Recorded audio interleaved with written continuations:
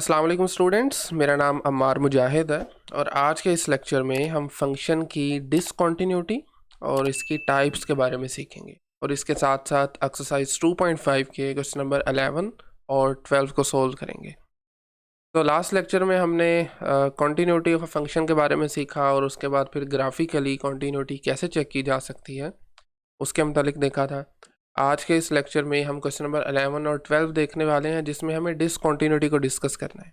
तो उससे पहले ज़रा हम डिसकंटिन्यूटी को इन डिटेल में सीख लेते हैं। देखें, कंटिन्यूटी टेस्ट जो कि लास्ट टाइम हमने सीखा था, यानी कोई भी function let's say F of x किसी एक पॉइंट लेट्स से सी, इस पर कॉन्टीन्यूस तब होता है जब वो ये तीन कंडीशंस सेटिस्फाई करता है, तीन कंडीशंस मीट करता है। पहली कंडीशन के उस पॉइंट पर फंक्शन की वैल्यू एग्जिस्ट करनी चाहिए, या इन अदर वर्ड्स वो पॉइंट फंक्शन की डोमेन में होना चाहिए। ठीक है।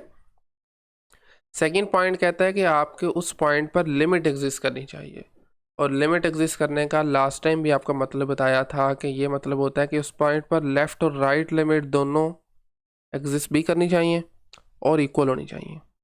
ठीक है। लेफ़्ट मतलब उसकी left limit is equal to the right limit, जिसको हम सी के ऊपर पॉजिटिव साइन से इंडिकेट करते हैं। इस सूरत में ही आपकी लिमिट एग्जिस्ट करेगी। और लास्ट पॉइंट, जो लिमिट की वैल्यू और फंक्शन की वैल्यू दोनों सेम होनी चाहिए, दोनों इक्वल होनी चाहिए। अगर इन तीनों में से कोई एक भी कंडीशन मीट नहीं करती तो फंक्शन को हम डिसकंटिन्यूस कहेंगे उस पॉइंट पर। ठीक है। अब चूंकि तीन कंडीशन है ना, मैंने आपको बताया कि तीनों में से कोई एक भी कंडीशन अगर मीट ना करे तो उसे फिर डिसकंटिन्यूटी कहेंगे। और इस वजह से फिर डिसकंटिन्यूटी के डिफरेंट टाइप्स हैं। अब ये भी हो सकता है कि पहली कंडीशन मीट ना करे, दूसरी दो मीट कर दें। खैर वैसे ऐसा हो नहीं सकता, पहली कंडीशन मीट ना करे तो थर्ड वाली भी नहीं कर सकती ना, क्योंकि लिमिट आपकी कैसे इक्वल होगी फंक्शन की वैल्यू के। ठीक है। पर ये हो सकता है ना कि पहली कंडीशन मीट ना करे, थर्ड भी ना करे, सेकंड कर जाए, या सेकंड कर जाए फर्स्ट ना करे। तो ये बेसिकली कोई 3 से 4 टाइप्स बनती हैं डिसकंटिन्यूटी की, उनको हम आज डिटेल में देख लेते हैं। और क्वेश्चन नंबर 11 और 12 भी उन्हीं से मुतल्लिक हैं, फिर उन्हें सोल्व करेंगे।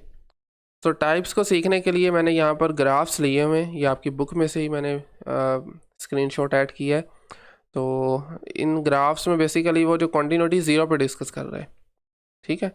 अच्छा जी, इस ए वाले में देखें, इसमें आपके पास स्ट्रेट लाइन है और ये फंक्शन आपके सामने कॉन्टीन्यूस है। आप कहीं भी इसमें ब्रेक नहीं आ रही, कोई जंप नहीं आ रहा, कोई ऐसी वैल्यू नहीं है जहाँ पर फंक्शन की वैल्यू एग्जिस्ट ना करती हो। तो ये जो आपका ग्राफ है पार्ट ए में, ये कॉन्टीन्यूस है थ्रू आउट। बी में बात की जाए तो बी वाली जो आपके पास अगेन वही फंक्शन है, सेम स्ट्रेट लाइन है, बट ज़ीरो पर फंक्शन की वैल्यू एग्जिस्ट नहीं कर रही। ठीक है। तो इसका मतलब है कि बी पर ये फंक्शन जो है वो डिसकंटिन्यूस है, ये कॉन्टीन्यूस नहीं है। बी और सी सिमिलर है। सी में उसने क्या किया हुआ है कि ज़ीरो पे वंस अगेन वैल्यू आपकी एग्जिस्ट तो कर रही है, बट वो वैल्यू नहीं है जो लिमिट की वैल्यू है। ठीक है। यानी ये हमारी फर्स्ट टाइप जो मैं अभी आपके सामने लिखने लगा हूँ, that is called removable discontinuity. इसे कहा जाता है जी रिमूवेबल डिसकंटिन्यूटी। यानी नाम से ही पता चल रहा है एक ऐसी डिसकंटिन्यूटी है जिसको रिमूव किया जा सकता है। ठीक है।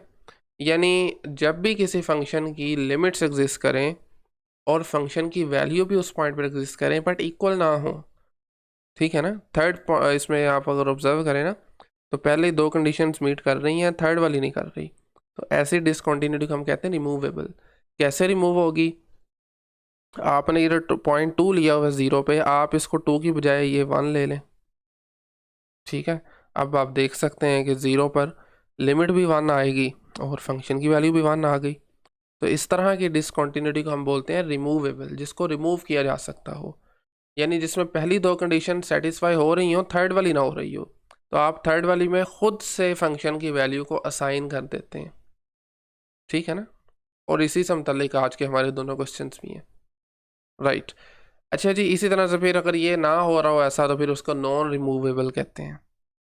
ठीक है। जैसे ये नेक्स्ट अगर आप देखें डी पार्ट में, तो इसमें आपका फंक्शन जो है वो बेसिकली एक स्ट्रेट लाइंस हैं, रिप्रेजेंट कर रही हैं कांस्टेंट फंक्शंस को, ठीक है।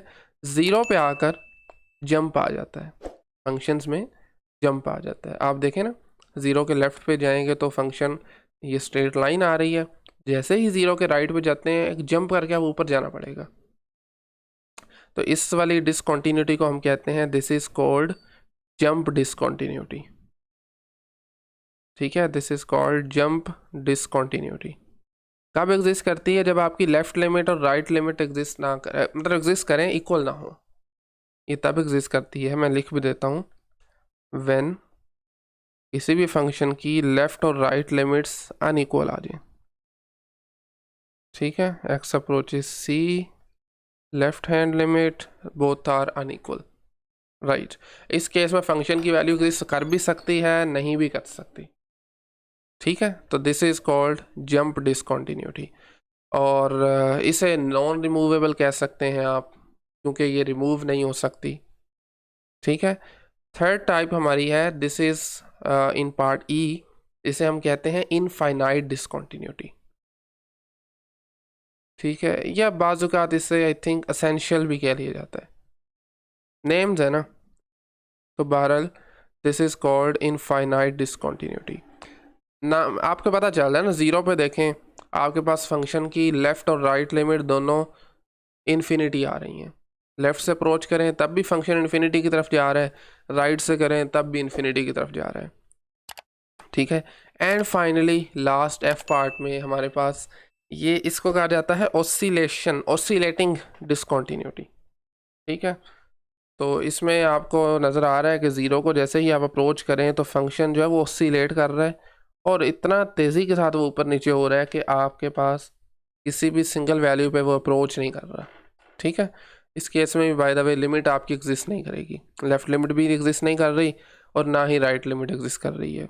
तो ऑसिलेशन से बनने वाली इस डिसकंटिन्यूटी को हम ऑसिलेटिंग डिसकंटिन्यूटी का नाम दे सकते हैं, ठीक हो गया। तो ये 4 तरह की टाइप्स आमतौर पर हम पढ़ते हैं कैलकुलस में। दोबारा से देख लें, सबसे पहले है रिमूवेबल डिसकंटिन्यूटी, फिर है jump discontinuity, then infinite discontinuity, then oscillating discontinuity, ठीक है। ओके, चलते हैं ज़रा डायरेक्टली अपने आज के क्वेश्चंस पे। 11 और 12 में उसने कहा कि आपने at which points do the functions in 11 and 12 failed to be continuous. Points बताने हैं जहाँ पर फंक्शन कॉन्टीन्यूस नहीं हो रहे, और किन पॉइंट्स पर आपकी कॉन्टीन्यूटीज़ डिसकॉन्टीन्यूटीज़ रिमूवेबल है और किन पॉइंट पर नॉट रिमूवेबल है, ठीक है ना। ये हमने बताने। और 11 और 12 में उसने बेसिकली हमें रेफरेंस दिया हुआ है एक्सरसाइज 2.4 क्वेश्चन नंबर 1 का, और 12 में उसने क्वेश्चन नंबर 2 का दिया हुआ है, ठीक है। उसमें ग्राफ्स गिवन है, हमें वैसे ग्राफ से ही काम है इसमें। ये ग्राफ आपके सामने नज़र आ रहा है, ऊपर भी हमने ग्राफिकली देखा था। और ग्राफ जो है वो बेसिकली डिफाइन है -1 से लेकर 2 तक। तो इसी इंटरवल के अंदर रहते हुए हमें डिसकंटिन्यूटी फाइंड करनी है, ठीक है। तो देखिए ज़रा, -1 से लेकर स्मूथ चल रहा है ग्राफ, कोई इसमें गैप नहीं आ रहा, कोई जंप नहीं आ रहा, कोई ऐसा पॉइंट यहाँ पर फंक्शन आपका अनडिफाइन है या कहीं पर डिफाइन एग्जिस्ट नहीं करती, कुछ भी नहीं है। जैसे ही 0 पे आप आएंगे, 0 पे देखा ये एक होल नज़र आ रहा है, इसका मतलब है कि 0 पे आपके पास वैल्यू जो है वो ये इस 0 की बजाय ये ऊपर 1 डिफाइन हुई है, ठीक है। यानी एक डिफरेंट वैल्यू आ रही है। बट 0 पे अगर आप लेफ़्ट लिमिट फाइंड करें या राइट फाइंड करें, दोनों तरफ से फंक्शन 0 की तरफ जा रहा है। यानी आप यूँ कह सकते हैं कि इस फंक्शन की 0 पर लेफ़्ट लिमिट इक्वल है 0 के, इसी तरह से 0 पे अगर देखा जाए तो राइट लिमिट भी इक्वल है 0 के। लेफ़्ट और राइट लिमिट्स दोनों 0 को इक्वल है, बट फंक्शन की वैल्यू डिफरेंट है, यानी f ऑफ 0 1 है। तो इसका मतलब है कि पहली 2 कंडीशन सेटिस्फाई हो रही हैं कॉन्टीन्यूटी टेस्ट की, थर्ड नहीं हो रही। थर्ड में क्या था कि तीनों आपके पास, सॉरी, दोनों वैल्यूज़ हैं, फंक्शन की वैल्यू और लिमिट की वैल्यू इक्वल होनी चाहिए, जो कि नहीं है। आप इनको इक्वल कर सकते हैं, आप f ऑफ 0 को 1 की बजाय खुद से 0 साइन कर दें, ठीक है, अब देखिए इक्वल हो गई हैं तीनों, तो this is the removable discontinuity. तो x इज इक्वल टू 0 पर जो एक डिसकॉन्टिन्यूटी आपको नज़र आ रही है फंक्शन में, this is by the way removable. ठीक है ना, आप जस्ट इसको 0 पे 0 कर दें। ठीक है, तो अब इसका रिमूव हो गया, सिंपली स्मूथ हो गया ग्राफ आपका। ठीक है, अच्छा अब आगे चल जाएं। 0 के बाद देखें ग्राफ स्मूथ है, बट 1 पे आकर फिर प्रॉब्लम कर रहा है। ठीक है ना, 1 पे आपके जंप आ रहा है। 1 के लेफ्ट पे देखें वैल्यूज़ जो हैं वो यहाँ पे एंड हो रही हैं 1 पे, बट 1 के राइट से देखें तो ये 0 पे हो रही हैं। तो there is a jump over there. ठीक है, this is called jump discontinuity. और आप जानते हैं जो जंप डिसकॉन्टीन्यूटी होती है वो हमारी नॉट रिमूवेबल होती है। तो हमारे क्वेश्चन में बस यही पूछा गया है कि कौन सी डिसकॉन्टीन्यूटी रिमूवेबल है और कौन सी नॉन रिमूवेबल है। तो हमें हमारा आंसर बस यही है कि 0 पे रिमूवेबल है। लिख भी देते हैं आगे, 0 पे जो है वो रिमूवेबल डिसकॉन्टीन्यूटी है इस क्वेश्चन में, जबकि at x is equal to 1 this is not removable, remove नहीं की जा सकती किसी सूरत भी, क्योंकि जंप आ गया 1 पे। Okay, this is question number 11। 12 में आ जाएं। 12 में उसने रेफरेंस दिया हुआ है क्वेश्चन नंबर 2 एक्सरसाइज 2.4 का, जो कि मैंने नीचे मेंशन कर दिया है, ऐड कर दिया है। इसमें भी सेम काम करना है, आपने चेक करना है किन पॉइंट्स पर डिसकॉन्टीन्यूटी रिमूवेबल है और किन पॉइंट्स पर नॉट रिमूवेबल है। वंस अगेन ये भी ग्राफ आपका -1 से लेकर 3 तक, पिछला शायद 2 तक था, बहरहाल ये 3 तक इस इंटरवल के अंदर डिफाइन है। ठीक है, लेफ्ट से स्टार्ट करते हैं। -1 से अब स्टार्ट हुए, कहीं पर भी कोई प्रॉब्लम नहीं है जी, 0 तक कोई प्रॉब्लम नहीं है। आगे चलते जाएं, स्मूथ है, कोई गैप नहीं आ रहा, कोई अंदर जंप नहीं आ रहा। बट जैसे ही आप 1 पे जाएंगे ना, तो आपको नज़र आ रहा है कि 1 की लेफ़्ट लिमिट ये आ रही है 2। फिर 1 के जैसे ही आप राइट पे मूव करते हैं तो एक जंप आ जाता है। ठीक है, 1 के राइट पे जो वैल्यू आ रही है वो 1 आ रही है, यानी इसमें एक जंप डिसकॉन्टीन्यूटी आ गई। और जंप डिसकॉन्टीन्यूटी आप जानते हैं रिमूवेबल नहीं होती। ठीक है, तो एक discontinuity at x is equal to 1, this is not removable. ये एक डिसकॉन्टीन्यूटी है जो कि नॉट रिमूवेबल है। अच्छा जी, ठीक हो गया। अब आगे चले जाएं। 1 के आगे स्मूथ ग्राफ चल रहा है, 2 पे आगे फिर प्रॉब्लम हो गई है। देखें 2 पे प्रॉब्लम ऐसी है कि 2 पे लिमिट अगर आप देखें लेफ़्ट से या राइट से, तो वो एग्जैक्टली यही पॉइंट आ रहा है विच इज़ 1।